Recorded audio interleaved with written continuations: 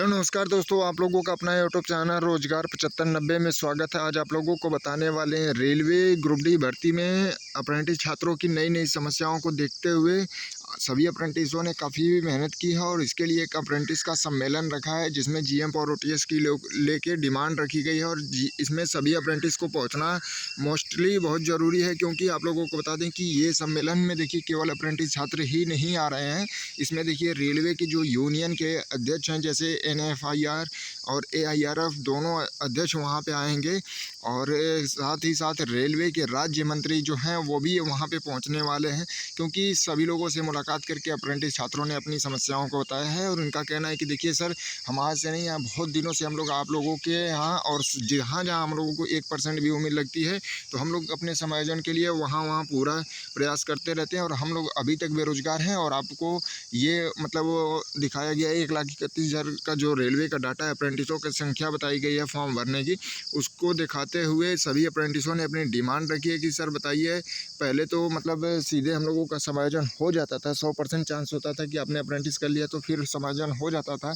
लेकिन अब देखिए हम लोगों का 1,31,000 में से ये 6400 लोगों का सिलेक्शन होगा तो फिर अप्रेंटिस करने का क्या फ़ायदा। फिर अगली साल इससे कम वैकेंसी आएंगी और फिर इससे ज़्यादा अप्रेंटिस 50,000 40,000 बढ़ जाएंगे। आप जोन वाइज ही कैलकुलेट कर लीजिए। और देखिए हम लोगों से पूरे 8-8 घंटे ड्यूटी कराए जाते हैं। हम लोगों को अप्रेंटिस का मतलब है ट्रेनिंग बेस पे नहीं बुलाया गया। हम लोगों से मतलब जितना एक टेक्नीशियन काम करता है उतना हम लोगों से काम कराया जाता है और हम लोगों के साथ कोई सेफ्टी नहीं है, कुछ भी नहीं है। काफ़ी अप्रेंटिसों को मतलब इस तरीके से करंट लगने से या इस तरीके से काफ़ी घटनाएँ घट चुकी हैं, फिर भी इस पर रेलवे मौन है। और देखिए हम लोगों को आप ही लोगों के मतलब आप ही लोगों से बहुत सारी उम्मीदें हैं, आप ही लोग हमारी बातों को पहुंचा सकते हैं, हमारी मांगों को पूरी करवा सकते हैं।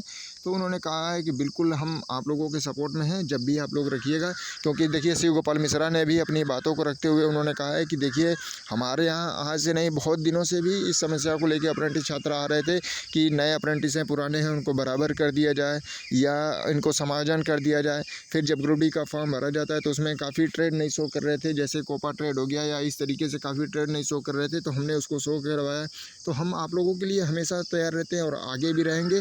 जो भी आपकी समस्या है आप लोग बिल्कुल रखिए, हम लोग जहाँ भी आप कहेंगे हम लोग पूरी तरीके से सपोर्ट दे रहे हैं। हमने तो इसके मुद्दे पे काफ़ी भी रेल मंत्री को नोटिस भी दे दिया है, उन्होंने पीडीएफ भी हमको प्रोवाइड भी कराया था। इसके पहले हमने वीडियो भी बना दिया था काफ़ी पहले।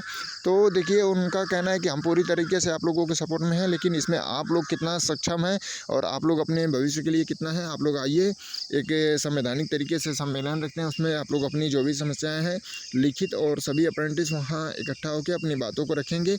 और साथ ही साथ जो एनएफआईआर के उपाध्यक्ष हैं शर्मा जी, उनसे भी मुलाकात करके छात्रों ने सभी को मना लिया है और सभी लोग अप्रेंटिस के साथ आने के लिए तैयार हैं और सभी लोगों ने अप्रेंटिस के समायोजन के लिए पूरा अपना मतलब सपोर्ट दे दिया है। उन्होंने कहा है चाहे आप हमसे लिखित करवा लीजिए, हमसे नोटिस निकलवा लीजिए, ऐसा नहीं है कि हम आपके मुँह पे ही कह रहे हैं। हम आप जहाँ भी कहने के लिए कहेंगे आपकी आवाज़ों को हम उठाते हैं और आपकी मांगों को पूरा करते हैं। और एनएफआईआर के अध्यक्ष जो शर्मा जी हैं उन्होंने कहा है कि देखिए अभी हाल ही में हमारा दिल्ली में जो सम्मेलन हुआ था, रेलवे के कर्मचारियों को 40,000 कर्मचारियों को बुलाया गया था 8वें वेतन आयोग के लिए। तो फिर उसमें भी हमने अप्रेंटिस का मुद्दा भी ऐड किया था कि जितने भी अप्रेंटिस कंप्लीट कर चुके हैं उनको समायोजन दिया जाए। लेकिन वहाँ पे कोई अप्रेंटिस मतलब छात्र नहीं था जो उनके बारे में बता पाए कि क्या क्या समस्याएं हैं और क्या क्या डिमांड रखी गई हैं। इन कारणों की वजह से उस पर ज़्यादा हाईलाइट नहीं हो पाया। लेकिन हमने अपने जो लिस्ट पहुँचाए थे रेलवे को, उसमें आप लोग जब भी देखेंगे तो रेलवे अप्रेंटिसों का उसमें हमने जिक्र किया था, उसमें नोट किया था। तो इस तरीके से उन्होंने पूरा सपोर्ट किया है और बोले हैं कि आप जब भी आप बुलाओगे हम आने के लिए तैयार हैं। क्योंकि हमारा यूनियन ही इसीलिए बना है कि जो भी रेलवे का छोटा बड़ा कर्मचारी हो उसके साथ कोई भी अगर समस्या आती है तो उसके लिए हम यूनियन के अध्यक्ष बने हैं, ना कि हमको इस तरीके से पद नहीं दिया गया। हमको उन सबकी देख रेख या उनकी सारी समस्याओं को सुनने के लिए ही हम लोगों को पद दिया जाता है कि आप एनएफआईआर के अध्यक्ष हो जाइए या एआईआरएफ के अध्यक्ष हो जाइए। ठीक है, इस तरीके से हम लोगों को अध्यक्ष इसीलिए बनाया जाता है और रेल कर्मचारी हमें इसी तरीके से चुन के भेजते हैं कि उनकी बातों को हम सुनेंगे। तो इन सारी चीज़ों को लेके काफ़ी उन्होंने बातचीत भी किया है और आप लोगों से डिमांड है कि जितने भी साथी अप्रेंटिस इसको देख रहे हैं, चाहे जो लोग अप्रेंटिस कर रहे हैं उनके लिए भी महत्वपूर्ण है, जो लोग कंप्लीट कर चुके हैं उनके लिए भी है। तो अब सभी साथियों से निवेदन है कि आप लोग इस वीडियो को ज़्यादा से ज़्यादा व्हाट्सअप ग्रुप में, टेलीग्राम ग्रुप में शेयर कर दीजिए। और देखिए अभी डेट तो उन्होंने कहा है कि जब भी आप लोग डेट फिक्स कर लीजिएगा, आपस में जो भी अप्रेंटिस आपके पास होंगे, हमने तो कहा कि 1,31,000 फॉर्म भरे गए हैं, लेकिन अभी सभी एकजुट नहीं है, तो उन्होंने कहा है कि जब भी आप कर लीजिए, जितना जल्दी हो सके सभी को इन्फॉर्म कर दीजिए और 1 हफ्ते पहले हमको डेट बता दीजिएगा, ताकि हम उस डेट को अपनी समय निकाल पाएँ, क्योंकि 1 हफ्ते पहले ही हमको बताएंगे तभी हम लोग वहाँ पहुँच पाएंगे।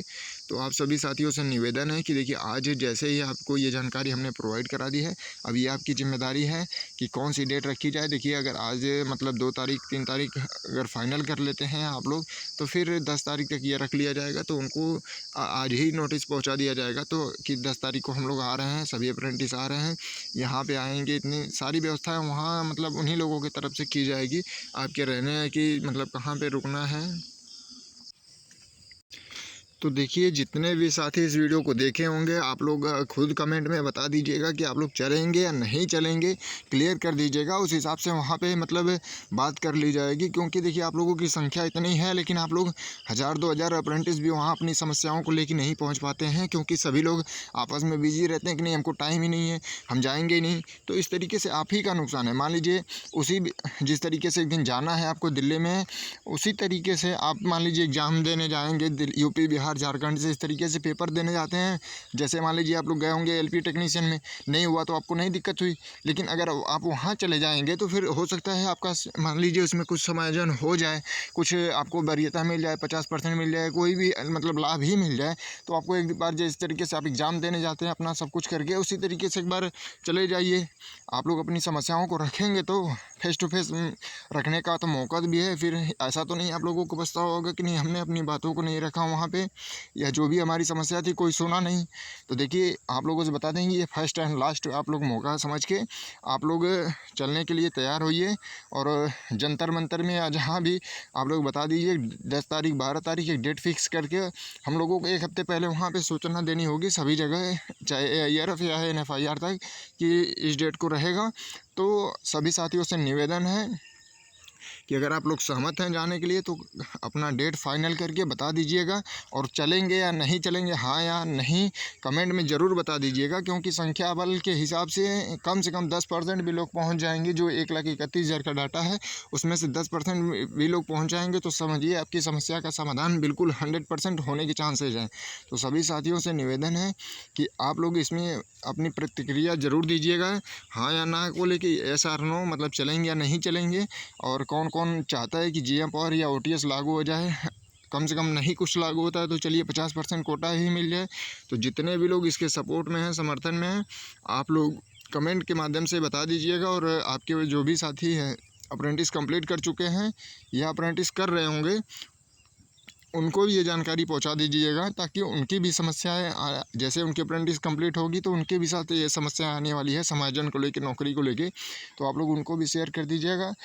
और जितने कंप्लीट कर चुके हैं, कर रहे हैं, सभी को शेयर करके उनको अपडेट कर दीजिए।